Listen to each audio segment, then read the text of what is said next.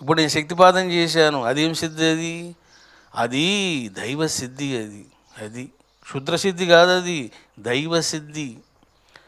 అందుకే ఓంకారం చెప్పగానే అనేక ప్లేసుల్లోన వాళ్ళకు పట్టినటువంటి దయ్యాలు పారిపోయేవి అరుచుకుంటూ. ఎందుకు పారిపోతున్నాయి దయ్యాలు? నేను ఓంకారం చెప్పగానే పరిగెత్తేవి దయ్యాలు. చూడండి, దయ్యాల్లో కూడా మొండి దయ్యాలు కూడా ఉంటాయి. ఒకసారి గుంటూరులోన ఒక ఆమెను బాగా దయ్యం బట్టి పీడిస్తుంది. నేను ఓంకారం చెప్పాను, బయటకు వచ్చేసింది. మరి బయటకు వచ్చింది, పోవచ్చు కదా, పోలేదు. మళ్ళీ ఆమె కోసం వెయిట్ చేస్తూ ఉంది, బయటకు వస్తే పట్టుకుందామని. సరే, ఈ లోపల నేను ఏదో మాట్లాడుతూ ఉన్నా, ఆమె అట్లా బయటికి పోయింది. ఇంకా చూడండి కథ. తిన్న కూర్చోవచ్చు కదా, అట్లా బయటికి పోయింది. మళ్ళీ పట్టుకుంది ఆమెను, మళ్ళీ పట్టుకొని ఉగ్రంగా అరుస్తున్నది. వాళ్ళ బిడ్డ వచ్చి చెప్తుంది, స్వామి మా అమ్మ బయటికి పోయింది, మళ్ళీ ఉగ్రంగా ఉంది స్వామి అంది.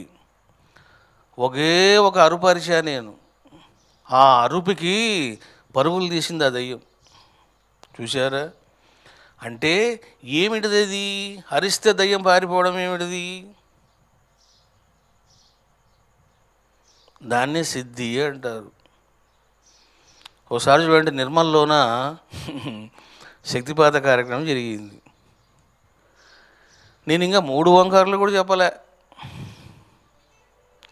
ఫస్ట్ ఒక ఓంకారం చెప్పాను, ఇదిగో కొన్ని దయ్యాలు బయటకు వచ్చినాయి. రెండోది చెప్పాను, మరికొన్ని వచ్చినాయి. మూడోది చెప్పాను, ఇంకా చూడండి అరుస్తూ ఉన్నారు. ఇంకా నేను ఇంకా శక్తిపాతం కూడా ఇంకా చేయలేదు వాళ్ళకి, జనాలకు. ఒక ఓంకారం చెప్పాను అంతే. మరి ఏంది ఇవన్నీ? అసలు ఓంకారం చెప్తే రావడం ఏంది? నిజంగా పవర్ అనేది ఓంకారంలో ఉందా, చెప్పేవాడిలో ఉందా? చెప్పేవాడిలో ఉంది. అందరూ చెప్తారు ఓంకారం. చెప్పేవాడు చెబితే ఏం జరుగుతాయో అవన్నీ జరుగుతాయి. క్షుద్రమైన నీచమైన సిద్ధులకు జోలికి పోవద్దు. నువ్వు ఎప్పుడైతే ఉపాసన చేస్తూ ఉంటావో నీకు న్యాచురల్గా సిద్ధులు వస్తాయి. అది తమాషా. న్యాచురల్గా వచ్చినటువంటి సిద్ధులు అవి క్షుద్ర సిద్ధులు కాదు, దైవ సిద్ధులు. దాన్ని ఏమంటారు? చూడండి, ఒక వ్యక్తి ఏదో అనుకుంటుంటాడు, ఈ స్వామివారికి నేను ఒక మంచి మామిడి పండు తీసుకొని వచ్చినాను, ఈ మామిడి పండు తింటాడో లేదో, తీసుకుంటాడో లేదో, తీసుకున్నా తింటాడో లేదో అని మనసులో అనుకుంటూ ఉన్నాడు. చూడండి, అది వచ్చేస్తుంది వైబ్రేషన్. ఇవన్నీ నాకు చాలా జరిగినాయి. వాస్తవంగా చూడండి, నేను స్వీట్ తినను. స్వీటు చాలా తక్కువ నేను తినడం, జస్ట్ టచ్ చేస్తాను అంతే. మళ్ళీ కారము ఎంతేం తింటా నేను. ఓసారి ఓ భక్తురాలు స్వీట్ పట్టుకొని వచ్చింది, మంచి కోవా తీసుకొని వచ్చింది ఆమె. ఇది స్పెషల్ కోవా, స్వామివారు నా ముందే తింటే బాగుండేది, కనీసం 1, 2 అని మనసులో అనుకుంది. చూడండి, ఆమె ఇవ్వకముందే తెలిసిపోయింది ఇన్ఫర్మేషన్. ఏమని? అందులో ఏదో స్వీట్ ఉంది, అది పాలకోవ లాంటిది అని తెలిసిపోయింది. దాన్ని ఏం సిద్ధి అంటారు? ప్రాప్తి సిద్ధి అంటారు. ఆమె ఇవ్వకముందే ఏంటమ్మా అది పాలకోవనా అన్నాను. మీకెలా తెలుసు స్వామి గారు అన్నది. సరే అది ఓపెన్ చెయ్యి అన్న. ఇచ్చావు కదా వైబ్రేషన్. పాలకోవ ఓపెన్ చేసింది. చూడండి, ఆమె ఏమనుకున్నది? 1, 2 అనుకున్నది. అసలు ఎప్పుడు నేను భక్తులు స్వీట్లు ఇచ్చినా అసలు తినను, నేను నోట్లో కూడా వేసుకున్నాను అసలు. అదే మరి బజ్జీలు తీసుకురండి, బాగా తింటారు. సరే, తెచ్చింది ఆమె. ఫస్ట్ ఒక ముక్క తిన్నాను, చూడండి, ఒక బిల్ల తిన్నా. ఆమె సంతోషపడింది. రెండో బిల్ల కూడా తిన్నా, ఇంకా సంతోషపడింది. అబ్బా, మూడో పిల్ల కూడా తింటే బాగుంటుండే అనుకుంటుంది. నాకు వచ్చిన వైబ్రేషన్ ఏంటి? ఒకటి కానీ రెండు కానీ తింటే బాగుంటుంది అనుకుంది. రెండు తిన్నాను. ఇంకా మూడోది మరి ముట్టుకోలేదు నేను. దీన్ని ఏమంటారంటే ప్రాప్తి సిద్ధి అని అంటారు. చూడండి, ఒక వ్యక్తికి ఏదో జబ్బు ఉంది, వచ్చిన పక్కన కూర్చోగానే ఏమవుతుందంటే ఆమెలో ఉన్నటువంటి ఆ యొక్క జబ్బు నాకు ట్రాన్స్ఫర్ అవుతుంది. చూడండి, ఇదో కర్మ. అంటే సిద్ధులు వచ్చినా కష్టమే, సిద్ధులు రాకపోయినా కష్టమే. నాకు ఏదో బ్యాక్ పెయిన్ ఉందంట బాగా. నేను అభిషేకం చేస్తా ఉన్నాను చిన్నబాబాకు. చూడండి, ఉన్నట్లుండి నాకు బ్యాక్ పెయిన్ వచ్చింది. సరే, ప్రోగ్రాం అయిపోయింది, అభిషేక కార్యక్రమం అయిపోయింది, వచ్చి లోపల కూర్చున్నా. ఏంటోనమ్మా బ్యాక్ పెయిన్ వచ్చింది ఈరోజు అంటున్నాను. ఆ మాట అంటున్నాను, ఆమె వచ్చింది. స్వామి, మీకు విషయం చెప్పాలా అంది. ఏందమ్మా అన్న. ఏం లేదు స్వామి, నాకు బ్యాక్ పెయిన్ ఉంది,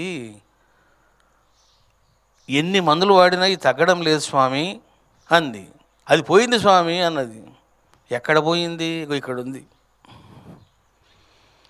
కానీ తమాషా ఏమిటిదంటే అది ఎక్కువసేపు నా దగ్గర ఉండదు, అది కాలిపోతుంది. అది అంటే భక్తుల్లో ఉన్నటువంటి రోగము నాకు వచ్చి అది కొన్ని క్షణాలు ఉంటుంది అంతే, మళ్ళీ ఎక్కువసేపు గంటలు ఉండదు, కొన్ని క్షణాలు ఉండి అది కాలిపోతుంది. అంటే ఇంకా మటమాయిపోతుంది. ఇట్లా నేను కొల్లలు అనుభవించిన. ఒకటి కాదు, రెండు కాదు, వేలాది అనుభవాలు నేను అనుభవించాను, ఇప్పుడు కూడా అనుభవిస్తూ ఉంటాను. చూడండి, ఒక వ్యక్తికి తలకాయ ఊపే అలవాటు ఉందనుకోండి, అంటే నర్వస్ ప్రాబ్లం ఉందనుకోండి, నేను మామూలుగానే మాట్లాడుతుంటా, ఎందుకు తలకాయ ఊపుతాను? ఆ నర్వస్ ప్రాబ్లం ఉన్న వ్యక్తి నా ముందు కూర్చోగానే నేను కూడా అటు తిప్పుతూ ఉంటాను. వాడు అనుకుంటాడు, ఓహో ఈ స్వామి కూడా నా పోటీ కూడా, ఈయన కూడా నర్వస్ ప్రాబ్లం అనుకుంటాడు. ఎవరిది అది? ఆ అబ్బాయిది అది.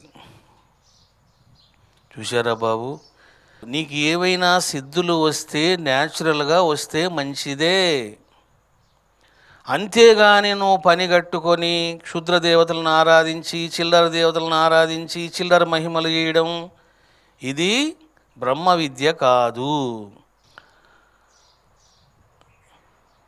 చూడండి, మహర్షి వారికి అసలు సర్వజ్ఞత్వం వచ్చిందా లేదని డౌట్ వచ్చింది నాకు. సరే, బాగానే ఉంది, నెలల తరబడి సంవత్సరాల తరబడి ఉంటూ ఉన్నాడు సమాధిలోన, కానీ బాబాలాగా సర్వజ్ఞత్వాన్ని కలిగి ఉన్నాడు అనే దానికి ఎక్కడ నాకు ప్రమాణం దొరకలేదే అనుకున్నా. అనేక బుక్స్ రెఫర్ చేస్తున్నప్పుడు మీకు తెలుసు కదా, నేను ఏదైనా పట్టుకున్నానంటే అయిపోయింది. ఇంకా అనేక బుక్స్ రెఫరింగ్స్ అయిపోతూ ఉంటాయి. ఒక్క పుస్తకములోన ఒక భక్తుడు మహర్షి వారిని దర్శించడం, ఒక భక్తురాలు క్లియర్ కట్గా ఉంది. ఏమని? ఆమె రాగానే ఫారినర్, ఆమె రాగానే మహర్షి వారు ఆమె ఇల్లు ఎక్కడ ఉంది, ఆమె ఇంటి ప్రక్కన సముద్రం ఉందా లేదా, ఆ సముద్రం ఒడ్డు మీద ఎలాంటి బల్లలు ఉన్నాయి, ఏ బల్ల మీద ఈ అమ్మాయి కూర్చుంటుంది అన్నీ చెప్పారు. మరి ఇది ఏమిటిది? ఇది దీన్ని దైవసిద్ధి అంటారు, దీన్ని ప్రాప్తి అంటారు, ప్రాప్తి సిద్ధి అంటారు. పంచభూతాలని శాసించడం. బాబావారు ఏం చేశారు? పంచభూతాలని శాసించారు. ఆయన చనిపోయినటువంటి వాళ్ళని లేపేశాడు. దీన్ని ఏమంటారు? వశిత్వ సిద్ధి అంటారు. శాస్త్రికి ఏం జరిగింది? ప్రాణం పోవాలి శాస్త్రికి ధర్మంగా అయితే. మరి ఏం జరిగింది అని అంటే అర్ధగంట లేచి కూర్చున్నాడు. ఏమిటిది అది?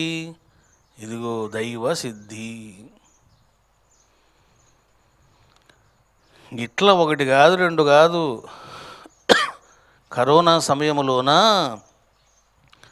ఎంతోమంది భక్తులు అనుభవించారు ఆ సిద్ధులంటే ఏమిటిదో. నేను కూడా ఆశ్చర్యపోయేవాడిని, ఇంత శక్తి పనిచేస్తుందా అని చెప్పేసి.